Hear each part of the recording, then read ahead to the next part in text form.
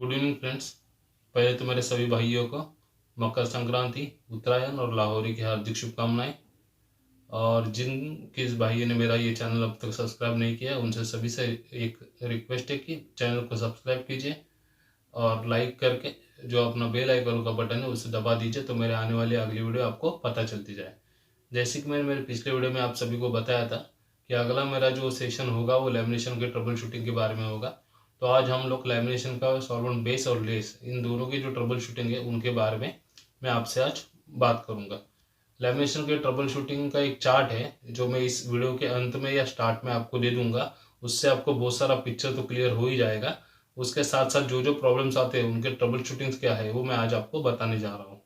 सबसे पहले जो अपना ट्रबल शूट होता है, जो लो बॉन्ड स्ट्रेंथ, मतलब बॉन्ड स्ट्रेंथ जो होता है वो लो होता है, उसमें उसके रीज़न जो क्या क्या होते हैं वो मैं आपको बताता हूँ। जैसे कि लो एडेसिव जीएसएम हो गया, आपका एडेसिव जीएसएम अगर कम है तो भी आपके बॉन्ड स्ट्रेंथ कम आ सकती है। और या इंक का एडिशन जो पॉलिस्टर के साथ या दूसरे सब्सट्रैक्ट के साथ जिसके ऊपर आपने प्रिंट किया है उसका इंक का एडिशन भी अगर पुअर होगा तो भी आपका बॉन्ड स्ट्रेंथ लो आ सकता है। पुअर मेटल एडिशन, जैसे हम लोग मेटपेट लेते हैं, मेटपेट में क्या होता है, पॉलिस्टर के ऊपर जो मेटलाइजिंग होता है उसके अंदर अगर मेटलाइजिंग टू पॉलिस्टर के बीच में अगर पुअर एडिशन होगा तो भी आपका बॉन्ड स्ट्रेंथ लो आ सकता है। मतलब मेटल पूरा का पूरा ट्रांसफर हो जाता है जिसको हम लोग बोलते हैं, जिससे हमारा बॉन्ड स्ट्रेंथ लो आने के चांसेस बढ़ जाते हैं। बाद में होता है सॉल्वेंट रिटेंशन, ये सॉल्वेंट बेस की बात कर रहा हूँ अभी, जिसमें सॉल्वेंट रिटेंट अगर कम हो जाता है, सॉल्वेंट रिटेंट कम होता है मतलब सॉल्वेंट उस लैमिनेशन के अंदर रहता है, तब उससे लो बॉन्ड स्ट्रेंथ आने के चांसेस बढ़ जाते हैं। वैसे ही लो ट्रीटमेंट लेवल, अगर सब्सट्रैक्ट का जो ट्रीटमेंट लेवल है वो भी लो रहेगा तो भी उसके अंदर भी आपको बॉन्ड स्ट्रेंथ कम आने की संभावना है। Improper nib temperature and pressure, जैसे इम्प्रॉपर हम लोग ने निप का टेम्परेचर दिया है, जो एडिसिव वाले ने हम लोग को हमारे टीडीएस में उन्होंने मेंशन किया होता है कि निप का टेम्परेचर इतना रखना है, मीटरिंग रोलर का इतना रखना है, उससे अगर वो कम है तो भी हमारा जो एडिसिव बॉन्ड है वो लो आने के चांसेस बढ़ जाते हैं। और दूसरा होता है इम्प्रॉपर मिक्सिंग रेशियो, लास्ट वाला जो इम्प्रॉपर मिक्सिंग रेशियो होता है उसके वजह से भी हमारा बॉन्ड एडिशन जो स्ट्रेंथ है वो कम आने के चांसेस बढ़ जाते हैं। सेकंड जो होता है वो टैग इन लैमिनेट्स, मतलब एडिशन लैमिनेट्स में थोड़ा टैग रह, मतलब चिपचिपापन रह जाता है। उसके क्या क्या रीजन हो सकते हैं कि सॉल्वेंट रिटेंशन, जैसे सॉल्वेंट बेस में होता है ना कि सॉल्वेंट रिटेंशन अगर कम होता है तो भी उसमें हमारा जो टैग इन लैमिनेट्स मिलने के हमें चांसेस बढ़ जाते हैं। दूसरा कारण होता है उसका इम्प्रॉपर मिक्सिंग रेशियो, जैसे एनसीओएच का मिक्सिंग रेशियो अगर चेंज हो जाता है, जो हमें टीडीएस में लिखा है उससे हम लोग से थोड़ा भी चेंज हो जाएगा, थोड़ा मतलब एक विंडो होता है, वो विंडो से ज़्यादा अगर चेंज हो जाता है तो भी हमारा लैमिनेट के अंदर टैकिनेस आने के चांसेस बढ़ जाते हैं। बाद में उसमें और एक आता है कि एडिटिव एडिटिव माइग्रेशन, जैसे ये हम लोग जो टू कंपोनेंट एडिसिव यूज करते हैं उसमें एडिटिव अगर माइग्रेट हो जाता है तो भी हमें उसमें जो टैकिनेस लिमिट्स में आने के चांसेस बढ़ जाते हैं। तीसरा हमारा जो प्रॉब्लम होता है स्पेकलिंग का, स्पेकलिंग ये एक जनरल प्रॉब्लम है लैमिनेट्स के अंदर। जिस दर भी हम लोग मेटल के साथ जो लैमिनेट होता है, जैसे एल्यूमिनियम फॉइल हो गया, मेटलाइज बीओपीपी हो गया, मेटपेट हो गया, इनके साथ हम लोग जब लैमिनेट्स करते हैं तो स्पेकल्स आने के ज़्यादा चांसेस हमारे बढ़ जाते हैं। उसके अंदर भी क्या क्या रीज़न होते हैं कि एक होता है लो एडेसिव जीएसएम।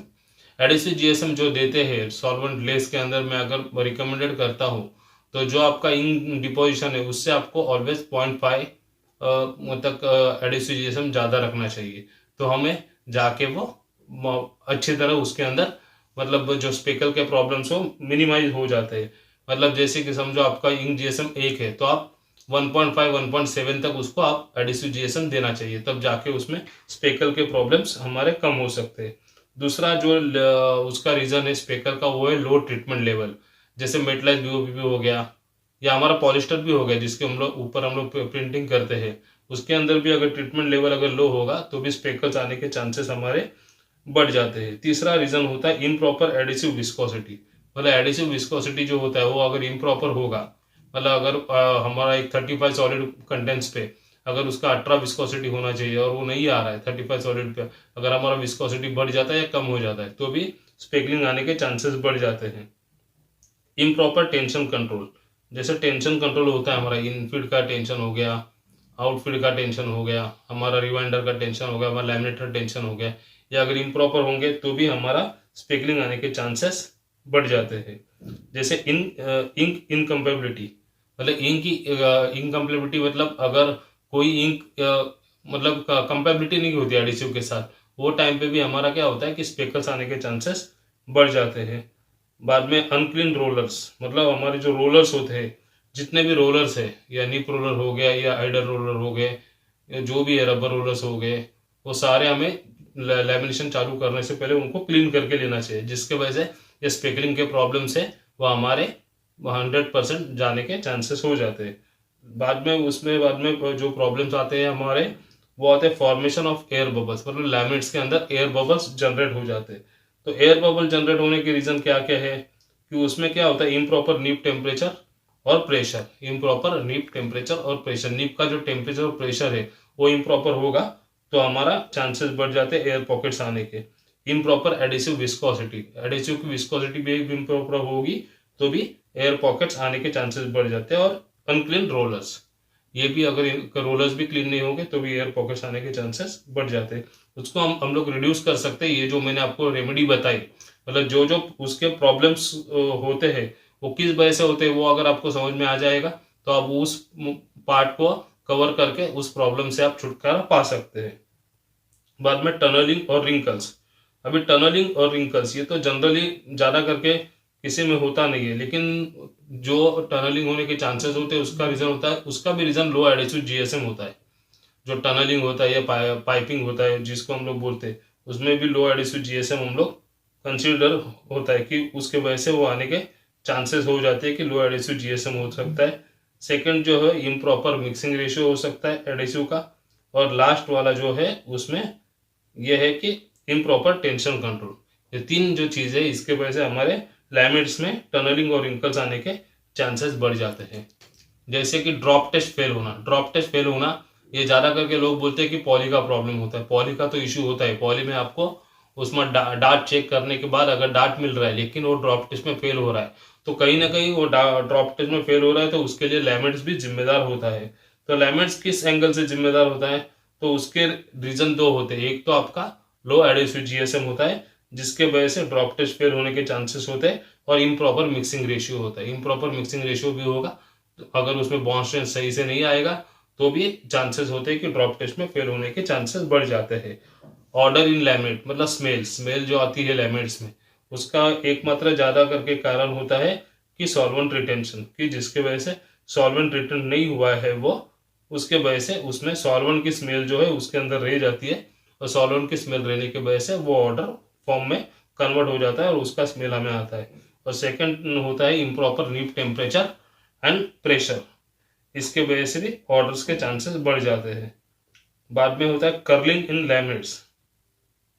कर्लिंग का तो बहुत बड़ा इशू आता है हर चीज़ में आज की तारीख में, मतलब बहुत सारे जॉब्स है जिसमें कर्लिंग फ्री लैमिनेट्स कस्टमर मांगता है। तो उसमें हमारे जो कर्लिंग आने के जो चांसेस होते हैं उसका रीज़न ये होता है कि कर्लिंग जो आती है लैमिनेट्स में, उसमें क्या होता है ज़्यादा करके कि उसमें इम्प्रॉपर टेंशन जो हम लोग कंट्रोल कर नहीं पाते, टेंशन को जो कंट्रोल नहीं कर पाते, उसके वजह से हमारे लैमिनेट्स में कर्लिंग आने के चांसेस बढ़ जाते हैं।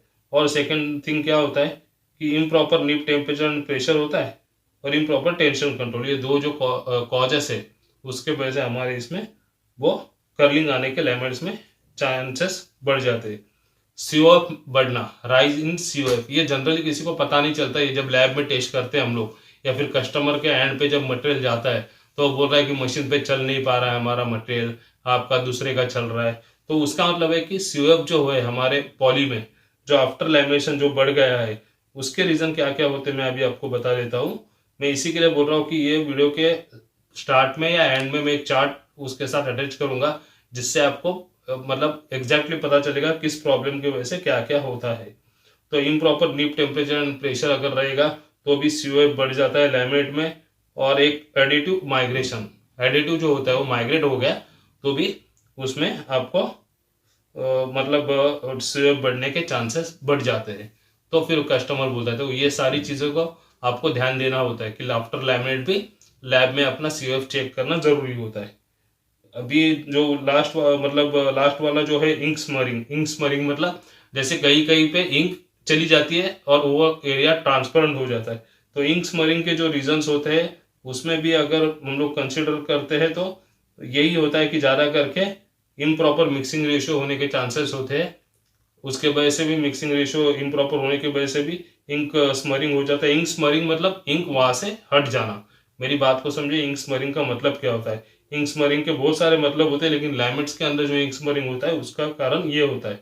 बाद में improper tension control, incompatibility. Incompatibility मतलब वो इंक वो एडिसिव के साथ कंपेबल नहीं है, जो उसका जो केमिकल रिएक्शन होना चाहिए उसमें वो पूरी तरह से नहीं हो पा रहा है, इसके वजह से वहां से इंक चली गई है, उसको बोलते हैं इंक स्मरिंग।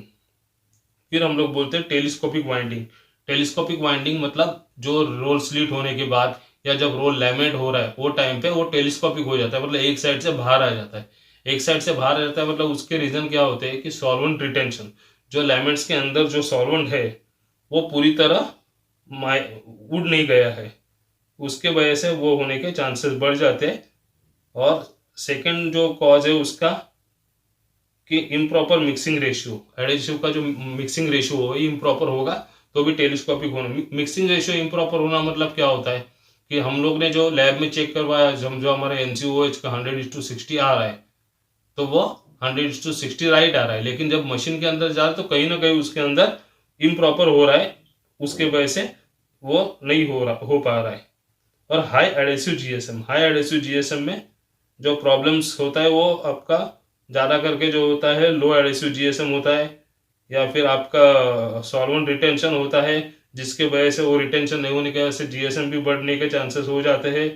बाद में होता है लो ट्रीटमेंट लेवल होने की वजह से भी हाई एडेसिव जीएसएम हो जाता है, और इम्प्रॉपर मिक्सिंग रेशियो होने की वजह से। इसी के लिए ये जो मैं आपको जो अभी बता रहा हूँ ये सारा ये मैं चार्ट से ही देख के बता रहा हूँ, और ये चार्ट मैं आपके रेफरेंस के लिए उसके अंदर ऐड करूंगा मेरे वीडियो के अंदर। आप वो चार्ट को सही तरह से समझेंगे तो आपके लैमिनेट्स के जो भी प्रॉब्लम्स है वो सारे के सारे सही हो जाएंगे। मैं आशा करता हूँ कि आज का ये वीडियो आप लोगों को अच्छा लगा रहेगा, और आप मेरे चैनल को सब्सक्राइब कीजिए। मैं वापस एक बार रिक्वेस्ट कर रहा हूँ आपको, लाइक कीजिए और बेल आइकॉन का बटन जरूर दबा दीजिए। धन्यवाद। Thank you.